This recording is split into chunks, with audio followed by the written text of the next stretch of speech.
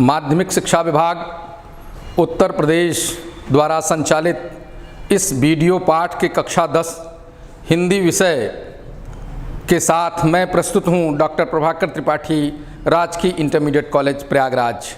आज का प्रकरण है महान साहित्यकार जयशंकर प्रसाद जी के द्वारा लिखी गई कहानी ममता। आज हम लोग ममता के संदर्भ में उसके प्रसंगों के बारे में, उसकी व्याख्या के बारे में, उसमें निहित कठिन शब्दों के बारे में, उनके उन गुत्थियों को परस्पर समझेंगे। तो आइए चलते हैं। ममता कहानी को जानने के लिए हम लोग इसका पाठ परिचय जान लें। आप देखें, ममता जयशंकर प्रसाद के ऐतिहासिक कहानी है। जयशंकर प्रसाद जी ने भारतीय संस्कृति को, भारत की ऐतिहासिकता को अपनी रचनाओं का आधार बनाया है। ममता एक ऐसी कहानी है जिसमें चौसा के युद्ध में हुमायूं पराजित होकर भागता है और अंततः कहानी के उत्तरार्ध में वह ममता से आश्रय चाहता है। ममता अपने स्वाभिमान की रक्षा करते हुए पर पुरुष को किस प्रकार से आश्रय देती है, इसका एक मार्मिक वर्णन इस कहानी का वर्ण विषय है। प्रारंभ में यदि हम पूर्वार्ध में आ जाएं तो वहाँ भी एक बहुत ही महत्वपूर्ण उपदेश, बहुत ही महत्वपूर्ण नैतिक सीख हमें प्राप्त होती है। म्लेच्छ रोहतास दुर्ग पर अधिकार करना चाहते हैं। ममता के पिता चूड़ामणि जी उस दुर्ग के मंत्री हैं। जो हमारी शत्रु सेना है इस दुर्ग की, वो चूड़ामणि जी को रिश्वत देकर, घूस देकर, उत्कोच देकर अपनी ओर मिला लेती है।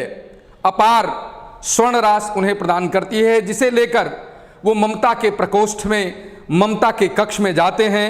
ममता वैधव्य का दुख झेल रही है, उसके समक्ष वो पीला स्वर्ण रखते हैं। उसके निकलने वाले, विकीर्ण होने वाले प्रकाश से ममता विचलित हो जाती है, स्वधर्म का त्याग नहीं करती और अपने पिता को दुत्कारती है कि क्या आपने म्लेच्छ वंश का उत्कोच स्वीकार कर लिया, पिताजी से वापस कर दीजिए। इस प्रकार पिता और पुत्री के बीच जो संवाद होता है वह पुत्री के कर्तव्य पथ पर अटल रहने और पिता के द्वारा अपने कर्तव्य से हीनता का परिचय हमें इस कहानी में मिलता है। यद्यपि जब वे पठान उस किले पर आक्रमण करते हैं छद्मवेश में, तो चूड़ामणि जी युद्ध में मारे जाते हैं, शहीद हो जाते हैं और इस प्रकार से ममता उस दुर्ग को छोड़कर अपने जीवन यापन के लिए काशी के खंडहरों में चली जाती है, जहां ग्राम बधूटियों के साथ, ग्राम्यांचल की नारियों के साथ मिलजुल कर परस्पर सहयोग के साथ अपना जीवन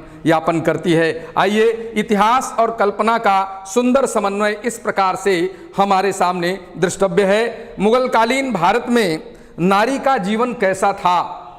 छात्रगण यहाँ ये ध्यान देंगे, वर्तमान में नारी की दशा और दिशा और मुगल काल में नारी की दशा और दिशा, मुगल काल के पूर्व नारी की दशा और दिशा का एक तुलनात्मक चित्र अपने मन और मस्तिष्क में स्थापित करेंगे। इस संदर्भ में दूसरी साहित्यिक पत्रिकाओं का, दूसरी पुस्तकों का अध्ययन कर नारी विमर्श पर चिंतन अपना पुष्ट करेंगे। मुगलकालीन भारत में नारी का जीवन कैसा था, इसकी भी बाकी झांकी आपके सामने आती है। और एक इस पाठ की विशेषता यह है कि महाकवि, महान साहित्यकार, महान लेखक, महान नाटककार, महान उपन्यासकार जयशंकर प्रसाद जी ने अपनी इस रचना में तत्सम शब्दों का प्रयोग उन्होंने किया है। छात्रगण, आप जानते हैं, जब आपने तद्भव और तत्सम पढ़ा होगा तो तत्सम क्या है इसे आप जानते हैं, यानी तत्धनसम, उसके समान। किसके समान? संस्कृत के समान। इस प्रकार परिमार्जित भाषा का प्रयोग यहां आपको देखने को मिलेगा। आप देखें, आपने पाठ परिचय प्राप्त किया। अब पाठ परिचय में मैंने कहा कि यह एक जयशंकर प्रसाद जी की सुंदर कहानी है।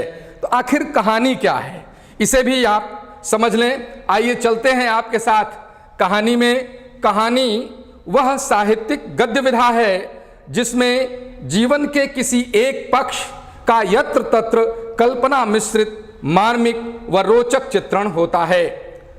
कहानी का शीर्षक कथानक, चरित्र चित्रण, कथोपकथन, परस्पर संवाद, देश काल और वातावरण, कहानी की भाषा, कहानी की शैली, कहानी का उद्देश्य और कहानी का प्रभावशाली अंत कहानी को रोचक बना देता है।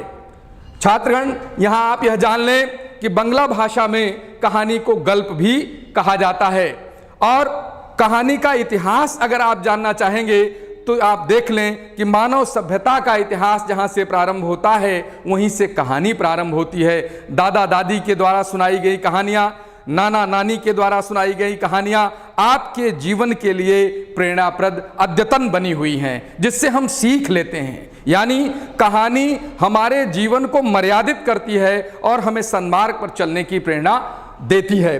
भारतीय संस्कृति और इतिहास तथा नारी के गरिमामय रूप को प्रस्तुत करना ही प्रसाद जी की कहानियों का मुख्य विषय है।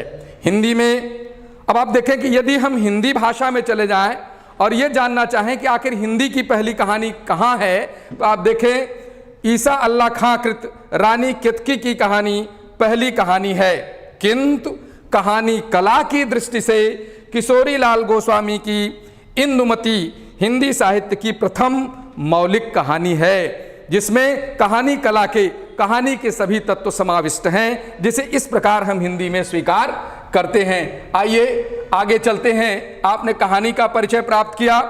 अब इस पाठ में महान साहित्यकार जयशंकर प्रसाद जी ने क्या प्रेरणाएं हमको और आपको प्रदान की हैं, इस कहानी के पठन के माध्यम से आप क्या सीखेंगे, क्या समझेंगे, कौन सी प्रेरणा आप प्राप्त करेंगे।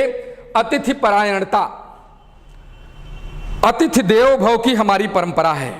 हमारे यहाँ कोई आता है तो हम उसका सम्मान करते हैं, भले ही हमें दुख क्यों न सहना पड़े। उसके लिए वे सारी सुविधाएं जो हमारे पास सुलभ हैं उसे उपलब्ध करा देते हैं और स्वयं असुविधा के साथ अपना जीवन उस समय बिता लेते हैं। तो हमारी अतिथि परायणता इस कहानी में हमें देखने को मिलेगी और परोपकार की भावना जो भारतीय संस्कृति का मूल तत्व है।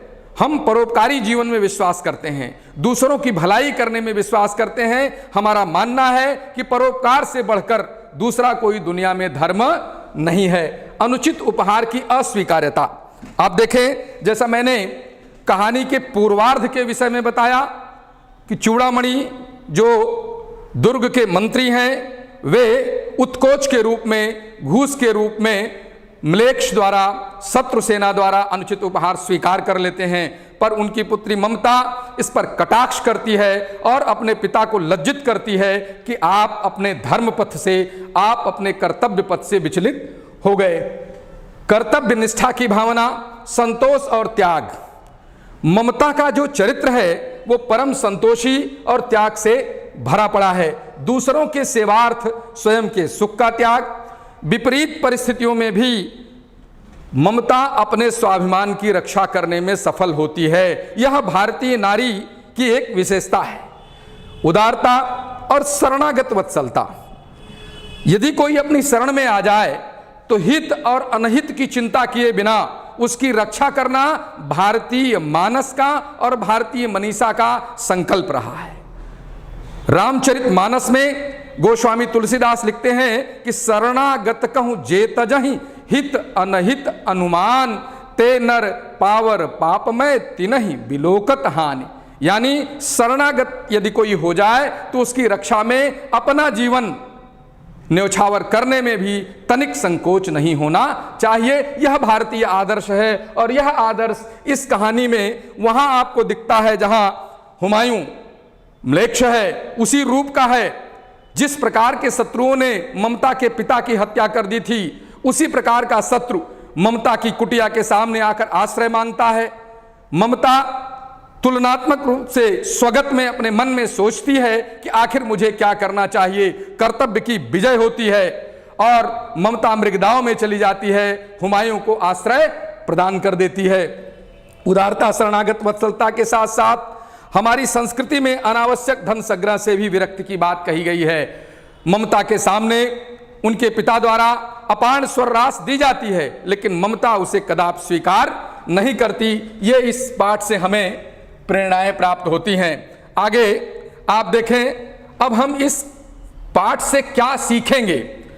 हम सीखेंगे जयशंकर प्रसाद जी के जीवन वृत्त के बारे में, उनके व्यक्तित्व एवं उनकी महान कृतियों के बारे में, स्त्री की बेबसी और दयनीय स्थिति में रहते हुए कर्तव्य पथ पर रहने के बारे में, कहानीकार द्वारा भारतीय नारी के त्याग तथा आदर्शों के बारे में, मानवीय गुणों की महत्ता के बारे में और कहानी में निहित वर्णनात्मक, चित्रात्मक, संवादात्मक, काव्यात्मक, विचारात्मक शैली के बारे में ये हम इस कहानी के माध्यम से सीखेंगे। आइए आपके समक्ष बाबू जयशंकर प्रसाद जी, एक महान साहित्यकार जिनका जन्म 30 जनवरी 1889 ईस्वी और जिनका निधन 15 नवंबर 1937 ईस्वी। आइए इनका हम जीवन परिचय हम लोग प्राप्त कर लेते हैं, जान लेते हैं कि इस कहानी के जो साहित्यकार हैं, रचनाकार हैं, इनका जीवन वृत्त कैसा था। छायावाद के जनक बाबू जयशंकर प्रसाद का जन्म काशी के लब्ध प्रतिष्ठ वैश्य परिवार में जनवरी 1889 ईस्वी में हुआ था। प्रसाद जी के पिता देवी प्रसाद स्वयं साहित्यानुरागी थे। जयशंकर प्रसाद जी को बाल्यकाल से ही साहित्यिक परिवेश प्राप्त हुआ। एक विशेष प्रकार की सुरती, तंबाकू आप जानते हैं समाज में प्रचलित है, एक इसे इनके परिवार के द्वारा बनाया जाता था। इनके परिवार का पैतृक व्यवसाय था। इसी कारण इनका परिवार वाराणसी में सुघनी साहू के नाम से ख्यात था, प्रसिद्ध था। कहा जाता है कि 9 वर्ष की अवस्था में प्रसाद ने कुछ काव्य पंक्तियां लिखी, जिसे पढ़कर इनके पिता ने इन्हें महान कवि होने का आशीर्वाद प्रदान किया था। प्रसाद जी ने, अब देखिए, एक महान कवि का आशीर्वाद इन्होंने अपने पिता से प्राप्त कर लिया था, यानी होनहार बीरवान के होत चीकने पात। जो होनहार है वो दिखाई पड़ने लगता है। बाल्यावस्था में अपने माता पिता के साथ प्रसाद जी ने तीर्थ यात्राएं भी की। प्रसाद जी जल्दी ही, ये दुर्भाग्य था कि पैतृक सुख से वंचित हो गए। इनकी शिक्षा दीक्षा का प्रबंध इनके बड़े भाई शंभुनाथ जी के द्वारा किया गया, किंतु विधि का विधान अटल होता है। जल्दी ही इनके बड़े भाई भी परलोकवासी हो गए। स्कूली शिक्षा में आपका मन नहीं लगा, परंतु घर पर योग्य शिक्षकों के सानिध्य में हिंदी, संस्कृत, अंग्रेजी, इतिहास आदि का ज्ञान प्राप्त कर लिया बाबूजी ने। इनके 3 विवाह हुए, किंतु तीनों ही पत्नियों की असामयिक मृत्यु हो गई, असमय निधन हो गया। इसी बीच इनके छोटे भाई का भी निधन हो गया। इन सभी असामयिक मौतों से यह अंदर ही अंदर व्यथित हो गए, टूट गए। संघर्ष और चिंताओं ने स्वास्थ्य को बहुत हानि पहुंचाई। क्षय रोग से ग्रस्त होने के कारण 15 नवंबर 1937 ईस्वी को यह हिंदी सूर्य जो जगमगा रहा था हिंदी के क्षितिज पर, सदा सदा के लिए अस्त हो गया। यानी बाबूजी हम सबको छोड़कर परलोक से हार गए। अल्पायु में ही आप देखें तो लगभग 48 वर्ष की अवस्था में इन्होंने इस जगत को छोड़ दिया। फिर भी इतने कम समय में हिंदी साहित्य की जो सेवा इन्होंने की वह जाज्वल्यमान है, आज भी चमक रही है। प्रसाद जी ने विषम परिस्थितियों में भी अपने धैर्य को बनाए रखा, अपने स्वाध्याय को कभी नहीं छोड़ा। पारिवारिक विसंगतियां आईं, परिवार क्षय हुआ, सब कुछ होता रहा, उसके बीच सामंजस्य स्थापित करके बाबू जयशंकर प्रसाद जी ने अपने स्वाध्याय की विधा को कभी भी रुकने नहीं दिया।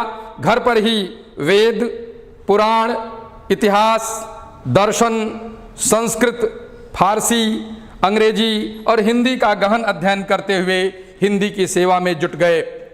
ये बहुत बड़ी उपलब्धि रही जयशंकर प्रसाद जी की। आधुनिक हिंदी साहित्य के इतिहास में इनके कृतित्व का गौरव, किनके कृतित्व का गौरव? जयशंकर प्रसाद जी के कृतित्व का जो गौरव है वो अक्षुण्ण है, कभी नष्ट होने वाला नहीं है।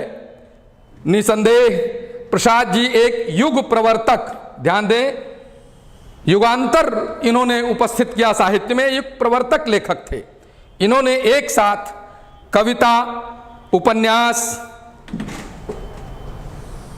नाटक, कहानी आदि के क्षेत्र में हिंदी साहित्य को गौरवान्वित किया। और गौरवान्वित होने योग्य कृतियां प्रदान की।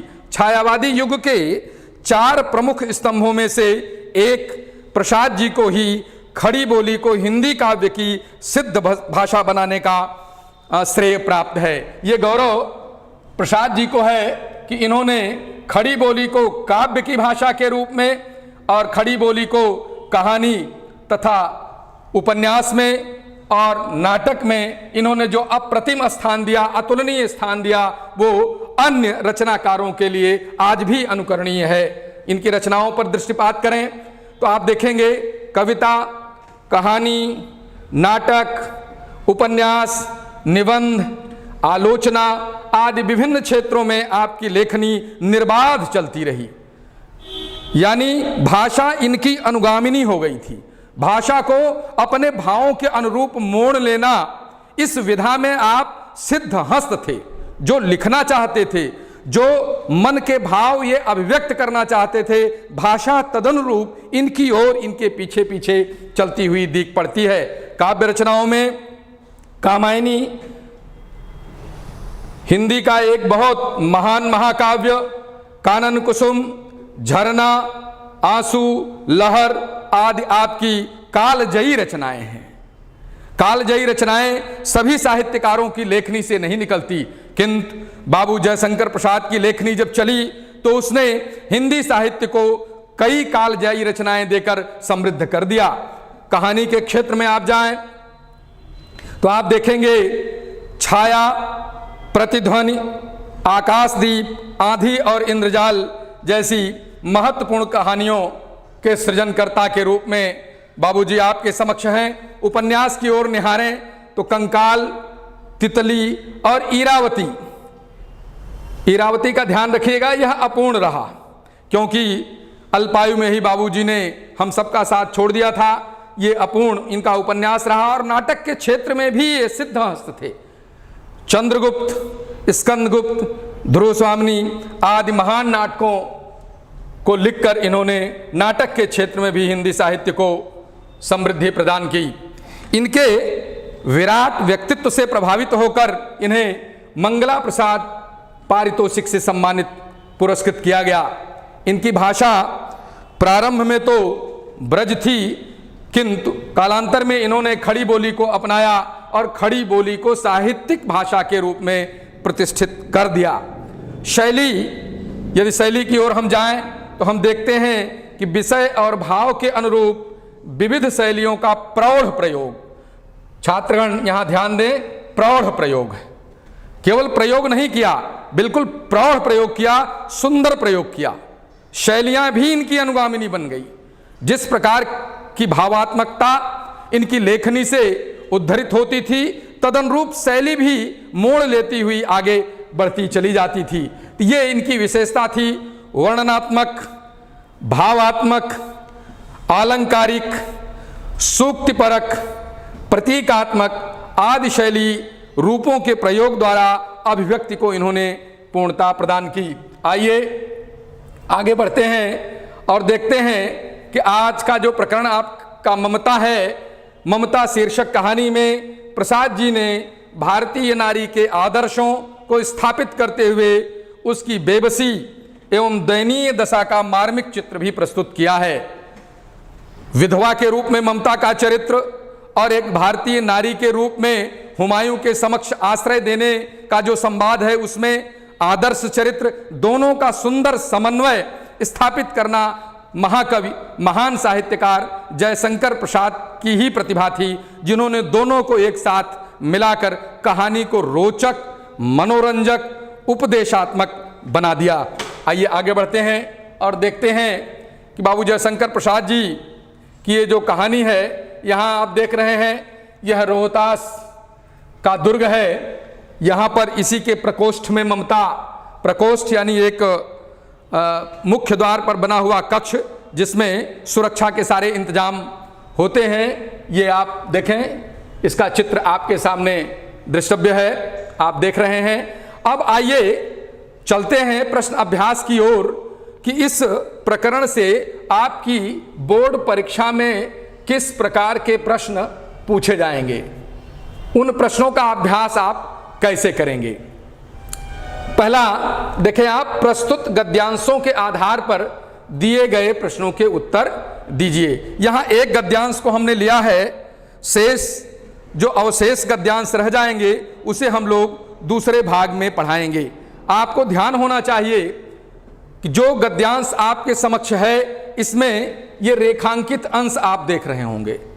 जिज्ञासा हो रही होगी कि इस खंड की सभी पंक्तियां रेखांकित नहीं हैं, कुछ पंक्तियां रेखांकित हैं, जिसे आप आगे आसानी से समझेंगे। रोहतास दुर्ग के प्रकोष्ठ में बैठी युवती ममता सोण के तीक्ष्ण गंभीर प्रवाह को देख रही है। ममता विधवा थी, उसका यौवन सोण के समान ही उमड़ रहा था। मन में वेदना, मस्तक में आंधी के साथ आंखों में पानी की बरसात लिए वह सुख के कंटक शयन में विकल थी। वह रोहतास दुर्गपति के मंत्री चूड़ामण की एकमात्र दुहिता थी। फिर उसके लिए कुछ भी अभाव होना असंभव था, किंतु वह विधवा थी। हिंदू विधवा इस संसार में सबसे तुच्छ निराश्रय प्राणी है, तब उसकी विडंबना का कहाँ अंत था। ये प्रस्तर आप देख रहे हैं, इसमें रेखांकित पंक्तियों को देख रहे हैं और कुछ शब्द आपके सामने नवीन शब्द भी दृष्टिगोचर हो रहे हैं, जैसे प्रकोष्ठ, जैसे सोण, तीक्ष्ण, प्रवाह, विधवा, यौवन, ऐसे कई शब्द इसमें आपको कठिन प्रतीत हो रहे होंगे। तो इन कठिन शब्दों को हमने लिया है और उसका सरल शब्द आपके समक्ष इस पाठ में रखा है, जिससे आप आसानी से इसकी व्याख्या समझ लें। तो आइए कठिन शब्दों की ओर चलते हैं कि आखिर इस पाठ के जो कठिन शब्द हैं उन्हें आप कैसे समझेंगे, उनका अर्थ आप कैसे जानेंगे। देखिए, पहला शब्द हमने लिया है प्रकोष्ठ। प्रकोष्ठ, प्रकोष्ठ का अर्थ है राजप्रासाद या महल के मुख्य द्वार के पास का कक्ष। आप समझ गए होंगे, अभी आपने उस किले का चित्र देखा, मुख्य द्वार को देखा, और मुख्य द्वार के बगल का जो मजबूत सुरक्षित कक्ष होता है उसे प्रकोष्ठ की संज्ञा दी जाती है। दूसरा शब्द है सोण। सोण का अर्थ है सोन नदी। सोन नदी, जिसे हमने यहाँ सोण कहा है जयशंकर प्रसाद जी के द्वारा अपने इस कहानी में। तीसरा शब्द है तीक्ष्ण, अर्थात तेज। जब नदी में प्रवाह होता है, जल बहता है, तो तीक्ष्ण यानी तेज, और प्रवाह माने बहाव या धारा। आप नदियों में स्नान करने गए होंगे, नदियों को आपने देखा होगा। नदी एक धारा में उसका जल तेजी से बहता रहता है, उसी को तीक्ष्ण प्रवाह या तेज बहाव कहते हैं। एक शब्द आया विधवा, जिसका पति मर गया हो उसे विधवा कहते हैं। आप समाज में देख रहे होंगे ऐसी महिलाएं जिनके पति का देहांत हो जाता है, उन्हें समाज में विधवा के नाम से पुकारा जाता है। यौवन, तरुणाई। यौवन, तरुणाई यानी नव यौवनावस्था को तरुणाई की अवस्था कहते हैं। वेदना, दुख, कष्ट। विकल का अर्थ है व्याकुल, और दुहिता, दुहिता का अर्थ है पुत्री, आत्मजा। दुहिता का क्या अर्थ है? आत्मजा। और तुक्ष यानी छोटी, उपेक्षित। और निराश्रय अर्थात अनाथ, जिसका कोई आश्रय न हो, जिसका कोई सहारा न हो, उसे हम कहते हैं निराश्रय। और विडंबना, कष्टकर स्थिति, दुर्भाग्य की स्थिति। जीवन में जिसकी विडंबनाएं आती हैं उसका ये दुर्भाग्य कहा जाता है। यहाँ देख लें, कष्टकर स्थिति को हम विडंबना के रूप में जानते हैं।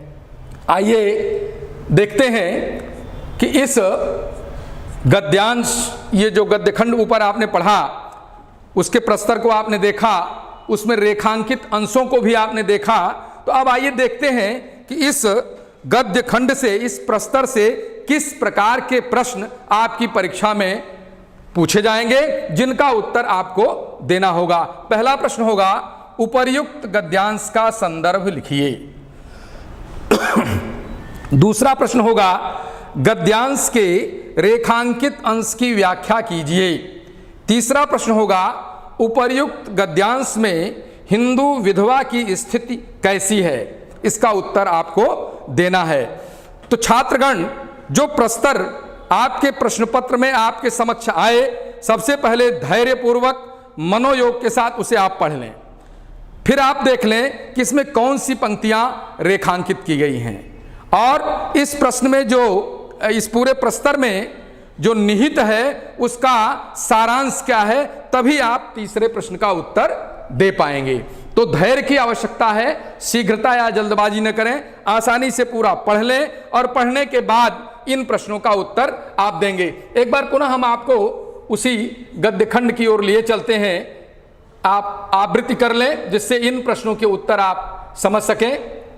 देखें, रोहतास दुर्ग के प्रकोष्ठ में बैठी युवती ममता सोन के तीक्ष्ण गंभीर प्रवाह को देख रही है। अब देखिए, रेखांकित अंश, जिसे ममता विधवा थी, यानी इसी 3 पंक्तियों की हमें व्याख्या करनी है, शेष पंक्तियों की व्याख्या हमें नहीं करना है। और इसी प्रस्तर में निहित जो तीसरा प्रश्न है उसका उत्तर भी इसी में है, जिसे हम पढ़कर आसानी से समझ सकते हैं। तो आइए उन प्रश्नों की ओर चलते हैं जिन प्रश्नों को आपसे परीक्षा में पूछा जाना है। आपने देखा, पहला प्रश्न संदर्भ का था, प्रस्तुत गद्यांश हमारी हिंदी की पाठ्य पुस्तक में संकलित ममता नामक पाठ से उद्धृत किया गया है। इसके लेखक छायावाद के जनक महान साहित्यकार जयशंकर प्रसाद जी हैं। यानी उस प्रस्तर से पहले प्रश्न का उत्तर आपका पूरा हुआ। दूसरा देखें, रेखांकित अंश की व्याख्या, तरुणी ममता हिंदू विधवा थी, वैधव्य के कारण उसकी तरुणावस्था सोन नदी के तीक्ष्ण प्रवाह की भांति शोकाकुल थी। सामाजिक बंधनों की जंजीर में आबद्ध विधवा ममता के मन में वैधव्य की पीड़ा, भावी जीवन के प्रति मस्तिष्क में विचारों का पुंज, आंखों से दुख के आंसू मेघ वर्षा के समान झर रहे थे। राजप्रसाद की यानी महल की राजसी सुख सुविधाएं उसे कांटे के समान चुभ रही थी। वो सुख सुविधाएं जो आदमी को सुख प्रदान करती हैं, किंतु ममता के वैधव्य के कारण वही उसे कष्टदायी थीं, पीड़ा प्रदान कर रही थीं। हिंदू विधवा सामाजिक कठोर बंधनों में जकड़ी, दुखी मन, विडंबनाओं से संघर्षरत, सबसे तुच्छ अनाथ प्राणी के रूप में दृष्टिगोचर है। ये तीसरे प्रश्न का आपका उत्तर हुआ। आइए चलते हैं आपके आंतरिक मूल्यांकन की ओर, जिसे आप घर पर बैठकर अपना अभ्यास करेंगे। जयशंकर प्रसाद का जीवन परिचय देते हुए उनकी रचनाओं का उल्लेख कीजिए। ये अपनी उत्तर पुस्तिका में लिखेंगे और पाठ में आए हुए ये शब्द जो हमने आपके सामने दिए हैं, इनका संधि विच्छेद करेंगे। इससे संधि का प्रकरण भी तैयार होगा। दुश्चिंता, पतनोन्मुख, दीपालोक, हताशा और अश्वारोही। इस प्रकार भाग 1 को हम यहीं पर समाप्त करते हैं। भाग 2 के अवशेष भाग को आप पढ़कर अगली कक्षा में आएंगे। धन्यवाद।